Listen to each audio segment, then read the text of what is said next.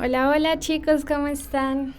Bueno, el día de hoy en nuestra clase de materiales y procesos constructivos en Ingeniería Civil 2 vamos a retomar lo que hemos visto durante todo el semestre. Hemos abordado lo que son materiales, suelos, equipos de construcción, programa de obra, preliminar, despalme, desmonte, limpieza, trazo, nivelación, excavación, relleno, cimentación, bueno, todo lo que se requiere para llevar a cabo el diseño y construcción de una obra. También hemos analizado construcciones en madera, construcciones metálicas de bambú, construcciones en tierra. También hemos estudiado lo que son los aglomerantes, cerámicos, impermeabilizantes, vidrios, plásticos. De paso, ustedes ahora tienen capacidades en cuanto a diseño y planimetría, en cuanto a una superestructura. Involucra muros, columnas, traves, losas, cubiertas, todo lo que necesita una edificación. Y además, ustedes ahora tienen la capacidad de identificar problemas, resolverlos, proponer escenarios reales de diseño y presupuestos en la resolución de un problema a través de la ingeniería y la arquitectura. Hemos tenido visitas de equipos ligeros, hemos hecho prácticas, experimentos. Todo esto ha sido este recorrido en este semestre. Muchachos, si hay alguna duda o pregunta, lo pueden subir en el tablero en el Classroom y entre todos lo resolvemos, y si no, pues también se pueden comunicar conmigo y claramente aquí voy a estar. Ahora bien, pasamos ya a la recta final y vamos a abordar la unidad 6, que son las instalaciones. Empezaremos esta primera clase con instalaciones eléctricas. Ya ustedes saben qué es la electricidad. Aquí les voy a dar un minutico para que piensen y lo anoten ahí rápido en su bitácora y luego lo suben al Classroom.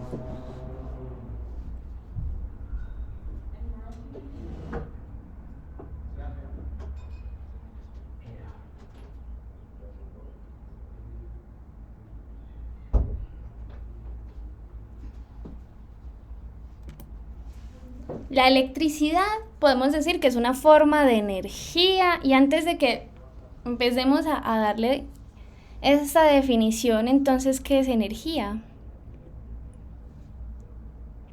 ¿Qué creen? ¿Qué es la energía? ¿Cómo se crea? ¿Se destruye? Es una propiedad fundamental del universo. Y la energía se relaciona con la capacidad que tienen los cuerpos para realizar un trabajo y producir cambios en estos mismos cuerpos o en otros. La energía es la capacidad de hacer funcionar las cosas. Sin energía no hay un movimiento y no hay un cambio. Ahora, si decimos que la electricidad es una forma de energía, ¿cómo se da? Esto es a través del movimiento de ciertas partículas cargadas, electrones, y estas se mueven o se conducen a través de un conductor, que vendría siendo un material. Entonces, la energía eléctrica se puede asociar al movimiento de estas cargas eléctricas a través de un conductor. ¿Y para qué se utiliza? Pues para conectar el computador, el celular, los audífonos, para conectar el módem del Wi-Fi. Bueno, esta energía se manifiesta cuando hay un flujo de electrones a lo largo de un conductor, o sea, se manifiesta en como la conocemos hoy en día. Y estos conductores suelen ser cables metálicos. La energía eléctrica es una de las formas más versátiles y ampliamente utilizadas en la energía en la actualidad.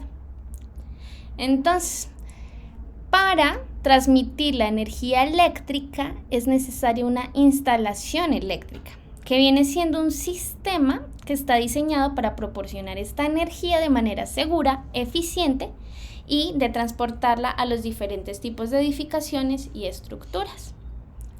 Entonces aquí es importante entender que es un sistema, que es un completo, y por más que nosotros estemos aquí conectados y utilicemos la energía eléctrica, es muy importante saber de dónde viene o cómo se genera esta energía eléctrica. ¿Qué maneras ustedes conocen? Ahí que lo vayan anotando en la bitácora.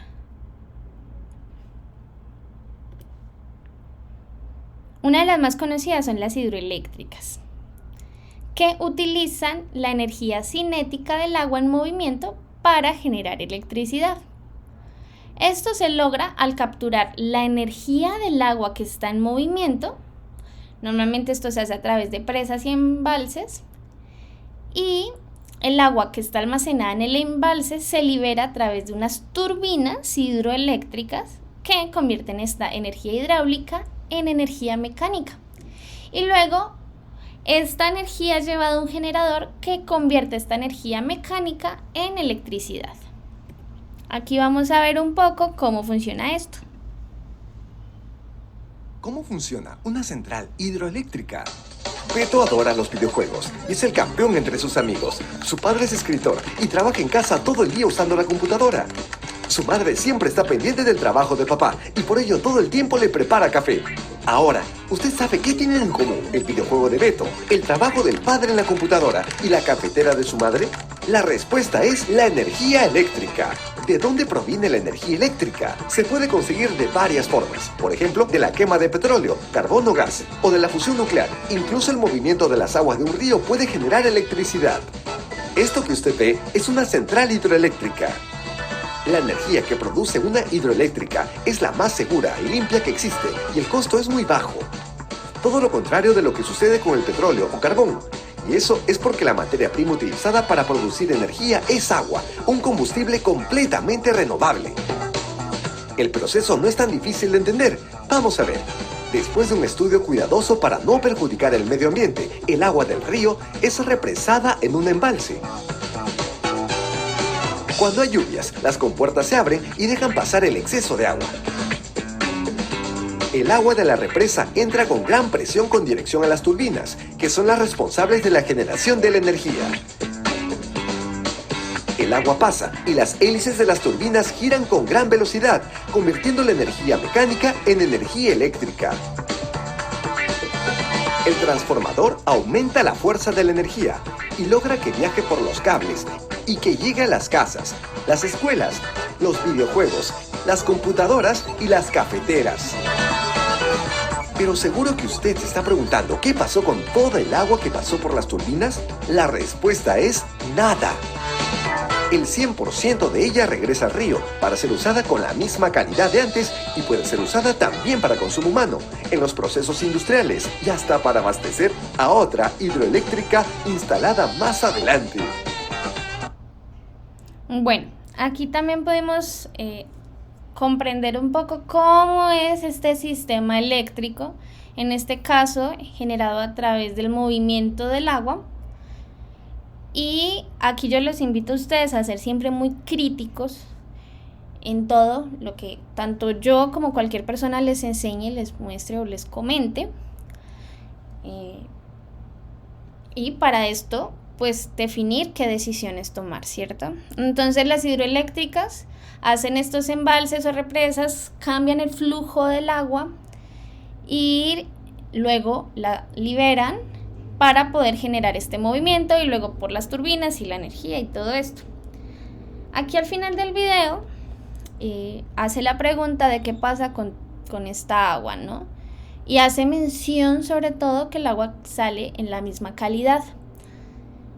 Ahora les pregunto a ustedes, ¿cuáles son los impactos que tienen las hidroeléctricas en estos flujos y cuerpos de agua?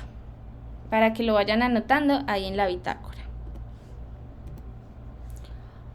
Otra manera de generar energía son las termoeléctricas. Estas utilizan la combustión de combustibles fósiles como el carbón, el petróleo, el gas, para poder calentar agua y producir vapor. Este vapor se utiliza para girar las turbinas conectadas a generadores que convierten esta energía mecánica en electricidad. Normalmente estas plantas son de ciclo abierto, es decir, el vapor se produce directamente en unas calderas, o en un ciclo combinado donde el vapor residual se utiliza para generar más electricidad. Aquí les hago entonces la aclaración que lo que genera la energía es el vapor pasando por las turbinas, que para poder calentar el agua y que ésta se genere en vapor es donde se utiliza el carbón, el petróleo, el gas para poder así generar este vapor. Centrales hidroeléctricas y termoeléctricas. La energía eléctrica se puede producir en plantas hidroeléctricas o termoeléctricas. En ambos casos, la manera de obtenerla es con la ayuda de generadores, donde giran los rotores en medio de un campo magnético. En Latinoamérica se utilizan principalmente dos formas para conseguir electricidad. Una es mediante la energía potencial y cinética del agua, y la otra con la quema de algún combustible para calentar agua y redirigir la presión del vapor hacia un generador eléctrico, proceso que se realiza dentro de una termoeléctrica. En el lugar donde se instalan las centrales hidroeléctricas se construye una presa que conforme un embalse o lago artificial. Este lago inunda una gran superficie de terreno, ocasionando un impacto ecológico al interferir con los ciclos de nutrientes. Por ejemplo, debido a la evaporación de agua del embalse, se incrementa la humedad relativa del aire sobre la presa y ocasiona que muchos nutrientes se acumulen y no fluyan, de tal manera que los ambientes aledaños a la presa se vuelven pobres en nutrientes necesarios para plantas y animales. También altera las actividades productivas que se desarrollan en la zona debido a que los terrenos utilizados para la agricultura y la ganadería quedan inundados e inservibles. Para generar electricidad, las plantas termoeléctricas queman gas, petróleo o carbón que producen emisiones altamente contaminantes durante su combustión. Como puedes darte cuenta, no solo se originan residuos gaseosos por la quema de derivados del petróleo para el transporte, sino también para generar energía eléctrica. De esta forma se producen gases de efecto invernadero, lo cual aumenta la temperatura del planeta y contribuye al cambio climático global. Por todas estas razones, podemos concluir que el funcionamiento de las centrales hidroeléctricas y termoeléctricas contaminan y deterioran el medio ambiente. La gráfica muestra los porcentajes de cómo se genera la electricidad en México, siendo los hidrocarburos los más utilizados con un alto porcentaje que deberá de reducirse a corto plazo por razones medioambientales.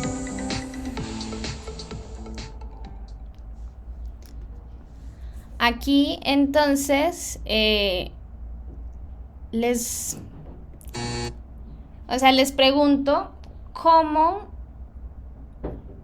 bueno, ya aquí ya pueden ver que hay otras formas como las solares, pero ya vemos cómo las hidroeléctricas y las termoeléctricas utilizan estos sistemas y son altamente impactantes en nuestros ecosistemas, ¿cierto? Entonces, ni las hidroeléctricas ni las termoeléctricas son pasivas o no generan estos daños ambientales.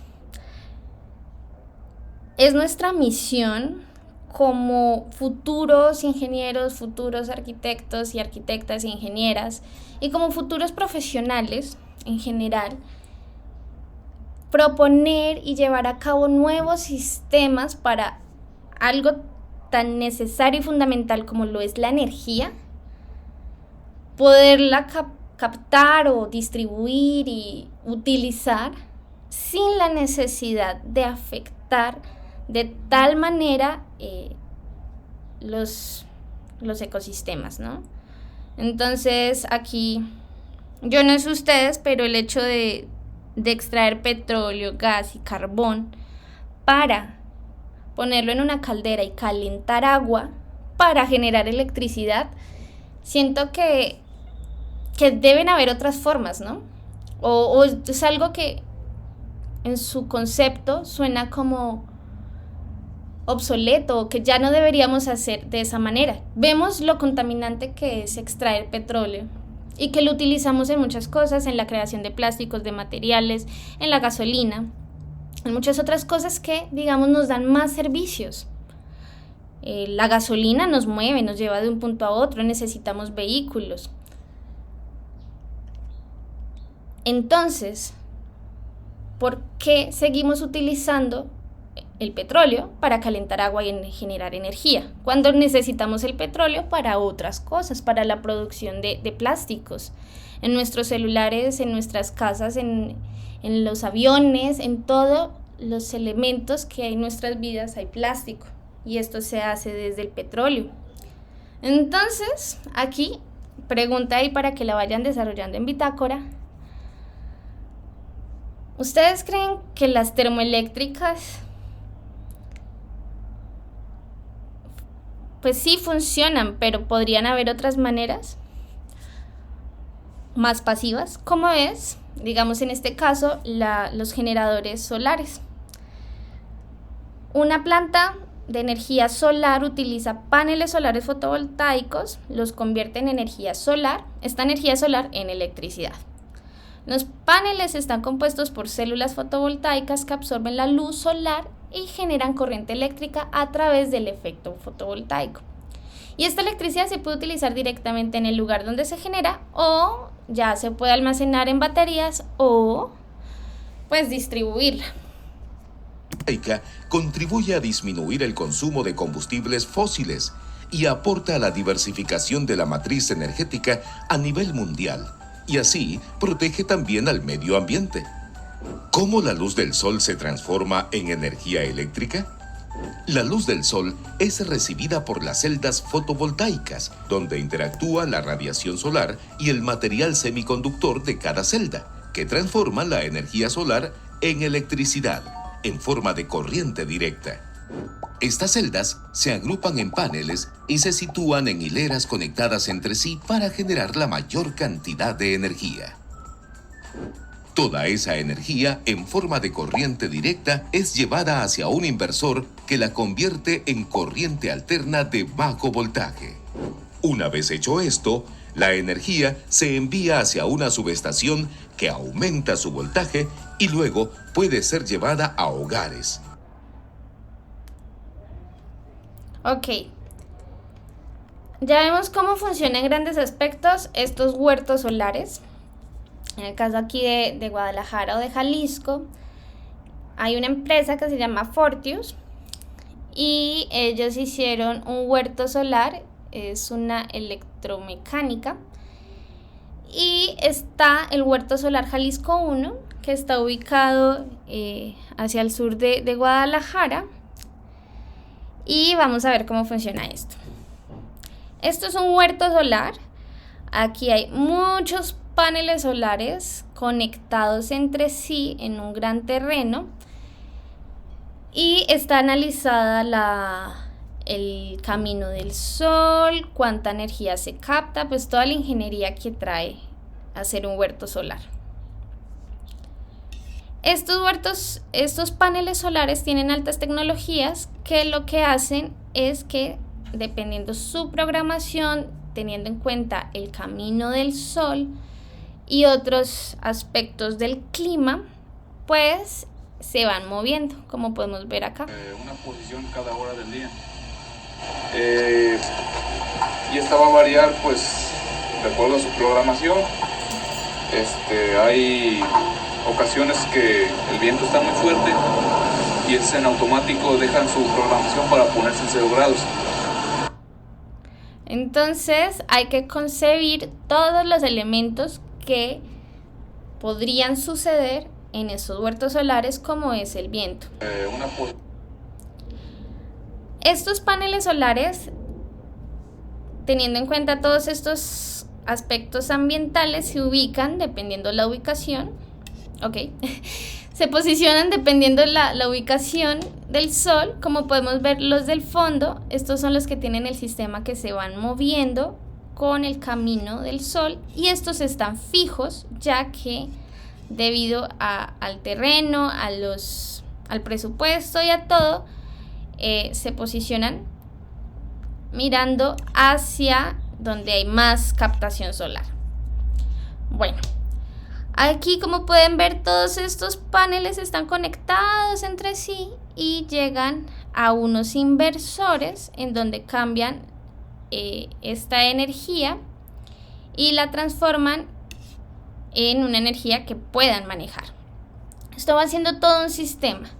Luego llegan a estos otros transformadores que los van cambiando el voltaje, y finalmente llegan a otras estaciones dentro de este mismo huerto solar en donde regulan este voltaje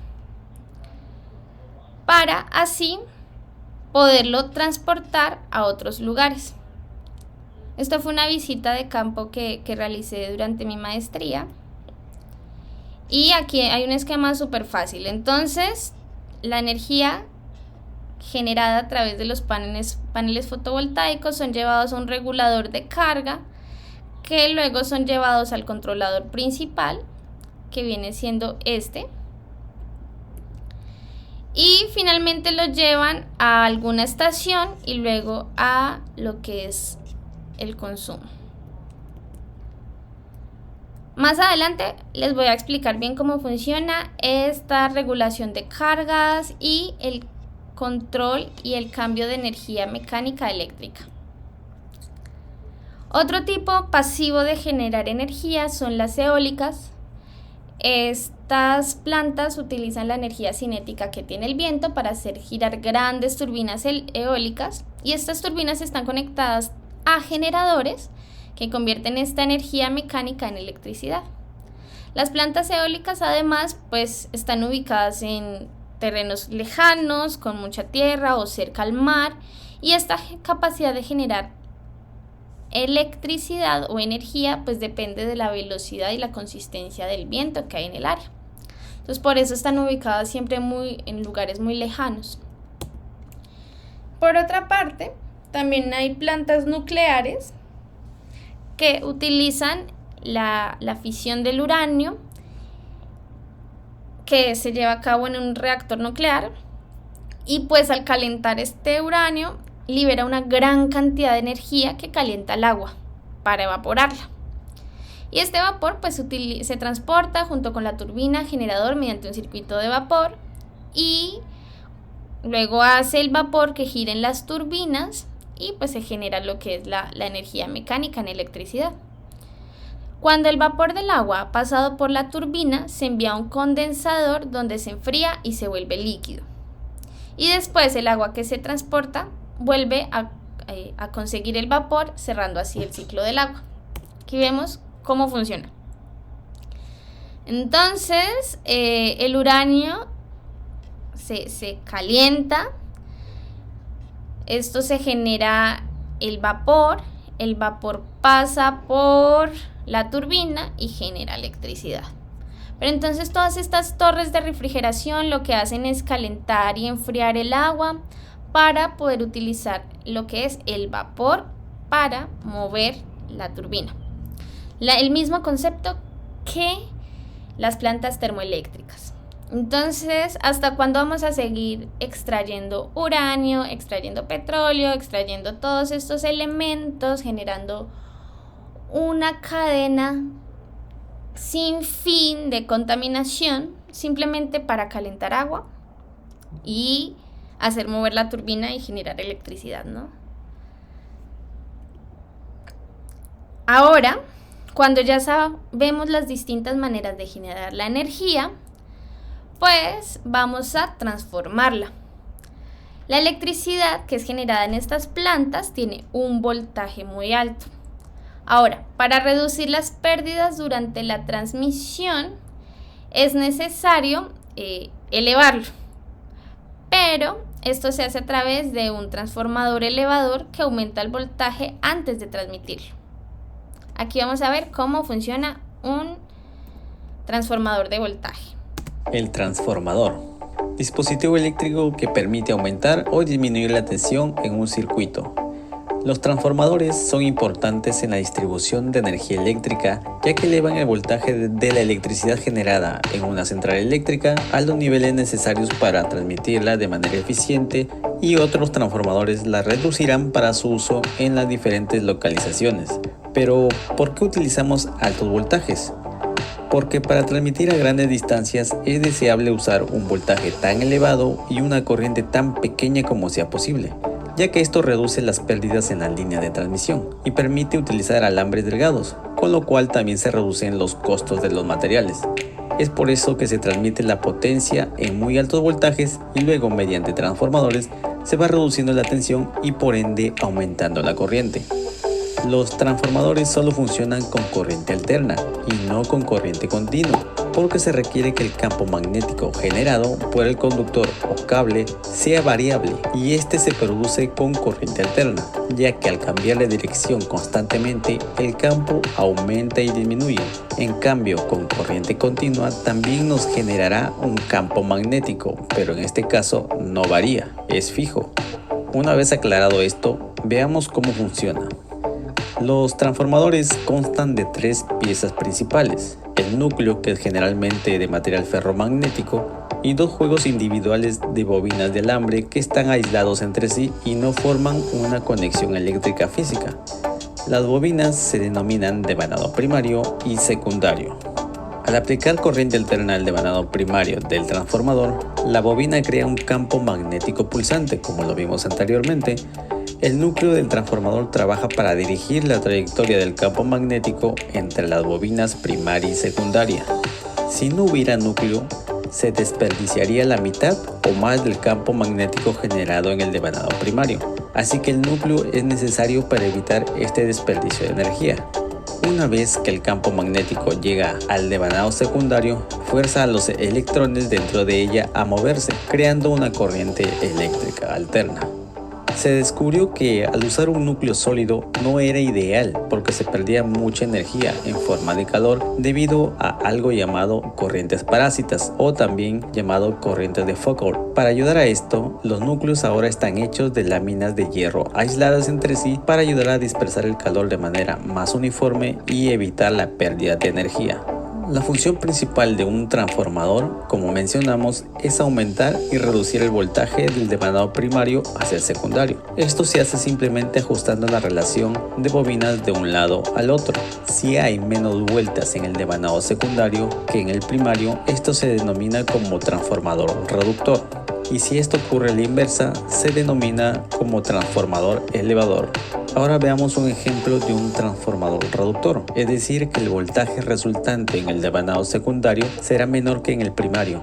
En este ejemplo tenemos 20 vueltas en el devanado primario y 10 vueltas en el devanado secundario.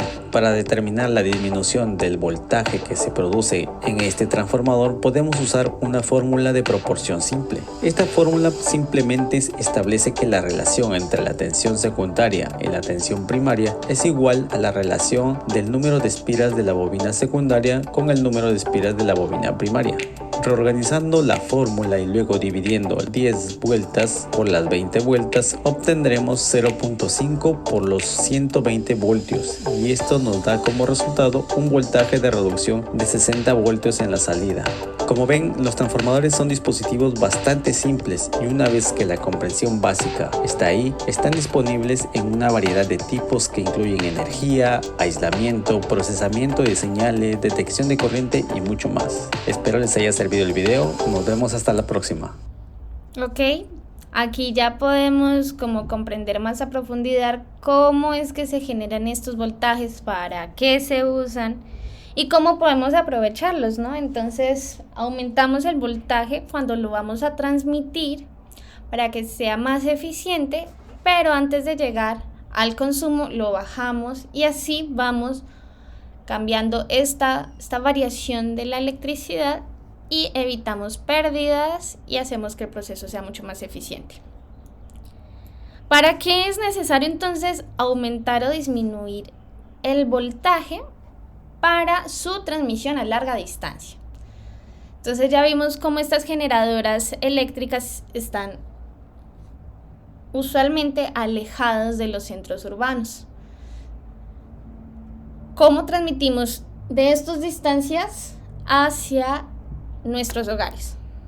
Entonces, las líneas de transmisión son fundamentales para un sistema eléctrico de potencia. Permiten esta transmisión de energía eléctrica desde las centrales generadoras hasta los puntos de consumo. Es muy importante aclarar que sin ellas la energía eléctrica no puede ser transportada a largas distancias y esto limitaría significativamente la capacidad del sistema para satisfacer la demanda de energía. Más cuando los centros urbanos tienden a crecer, las ciudades tienden a crecer y a ocupar nuevos lugares, a hacerse más lejanas, y en estos crecimientos de las ciudades, pues para satisfacer la demanda de energía es necesario pues producir más. Entonces, las líneas de transmisión permiten una interconexión entre los diferentes sistemas eléctricos de potencia y permite a los generadores de una región suministrar energía a otras regiones si es necesario. Aquí era lo que les decía. Entonces, un centro urbano ya consolidado, digamos que tiene su sistema de distribución eléctrica ya definida. Ahora, ¿qué pasa cuando, no sé, las zonas metropolitanas empiezan a crecer y entonces hacen más departamentos hacia las periferias de las ciudades y empiezan a hacer pueblitos y a densificarse todos estos espacios? No van a generar un sistema nuevo solo para estos lugares, en teoría debería ser, ¿no? Pero lo que se utiliza es varias generadoras de una región. Lo que no utilizan o lo que no se consume en este nuevo casco urbano, pues lo empiezan a transmitir a otros lugares, porque lo importante es satisfacer esta demanda de energía. Y pues la ventaja de la transmisión o estas líneas de transmisión de energía es que permite esto. Entonces se vuelve un sistema complejo en donde una región puede abastecer a otra región y lo que no se utiliza en un lado se puede utilizar en el otro. Y bueno, por eso les decía que es muy importante cuando hablamos de una instalación eléctrica. Entonces no solo es ver qué tubos hay que poner o a dónde hay que conectarse, sino de dónde viene y comprender todo el sistema. Algo muy importante de las líneas de transmisión es que permite la incorporación de fuentes de energía renovables como la eólica o la solar. Entonces podemos obtener energía en nuestras viviendas, en nuestros trabajos, en nuestra universidad, que puede ser obtenida de manera solar e hidroeléctrica.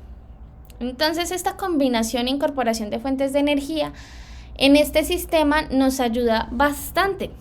Porque actualmente ya vemos cómo se genera electricidad a través de termoeléctricas, plantas nucleares, pero esperemos, y yo espero mucho de ustedes, próximos ingenieros, que esto cambie. Entonces, el sistema ya está, y eso es lo importante. Ahora solo es cambiar la generación. Y digo así solo, parece fácil, pero yo sé que no. Pero ahí es donde estas nuevas generaciones debemos ser responsables y cambiar el sistema. Bueno, finalmente las líneas de transmisión son una parte esencial de todo el sistema eléctrico de potencia, permite la transmisión de energía eléctrica a largas distancias, permite la interconexión entre diferentes sistemas eléctricos y además incorpora fuentes de energía renovables. Entonces este sistema está interconectado y tiene distintos aspectos a considerar.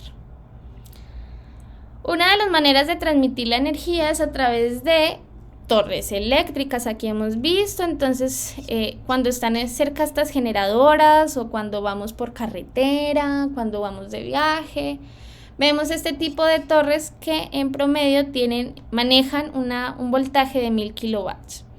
Entonces estos, en este voltaje se van transmitiendo, vemos como de estas torres hay cada tantos kilómetros y se va transmitiendo la energía. ¿Hacia dónde? Hacia unas subestaciones, en donde para llegar aquí a esta otra línea de transmisión que es más baja, se baja el voltaje. Y así se va transmitiendo dependiendo tanto de la altura como la capacidad que tiene el material de transmitir esta energía. Entonces estas suelen ser en acero, pero cuando nos vamos acercando más a las ciudades pueden ser en concreto, en madera, y ya finalmente las que vemos afuera de nuestras casas, que tienen un promedio de 11 metros, pues manejan un voltaje mucho menor. La energía se transporta a través de cables. Aquí vemos los distintos tipos de cable y esto se diseña con base en las distancias, en el clima, en los animalitos que puedan comerse esto, en muchos aspectos. Y depende de la composición del cable, pues la eficiencia de transportar esta energía. También hay maneras de transportar la energía subterráneas. Esto nos va a permitir, digamos, unos beneficios o contras en comparación con las torres eléctricas. Entonces estas torres eléctricas hay que ponerlas cada tantos kilómetros, manejar y variar el voltaje, que tiene que ser en acero, entonces tienen que ser unos cables más gruesos porque la transferencia de calor, el viento, huracanes, lluvias, pueden pasar muchas cosas. Sin embargo, la gravedad ayuda bastante. Entonces, de una torre a otra, el cable va bajando, aumenta su velocidad y luego la velocidad que ganó la pierde hasta llegar a la otra torre y así se va transmitiendo. En cuanto a la tierra es diferente. Entonces aquí un contra es que no tenemos la velocidad natural que nos da la gravedad, pero nos protege de la inferencia de calor. Entonces, como están subterráneas, no les va a afectar el clima, no les va a afectar el huracán, no les va a afectar todos estos cambios del ambiente que no podemos controlar. Pero muchas veces sí es mucho más costoso, es más difícil transportar la energía, se necesita una infraestructura mayor y digamos que en estas obras grandes no genera tanto impacto, pero cuando hablamos de transportes más pequeños, entonces los roedores o alguna construcción y les meten así la máquina y los terminan dañando. Entonces, aquí es importante ver pros y contras y cómo funcionan. Cuando ya la podemos llevar de un lugar a otro, pues lo que sigue es distribuirla a nuestros lugares locales. Estas son redes de distribución aéreas o subterráneas, como lo hemos visto. Y finalmente esta electricidad llega a los consumidores, a los hogares, negocios, industrias, a nuestras casas, a la universidad, al trabajo. ¿Listo? Esta es la primera parte del sistema de lo que vendría siendo el manejo de la electricidad. Vamos a hacer una tarea.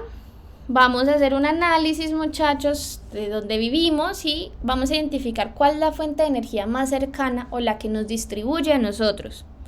Entonces ustedes lo verán si lo hacen desde su casa, si lo hacen desde la universidad o desde su trabajo.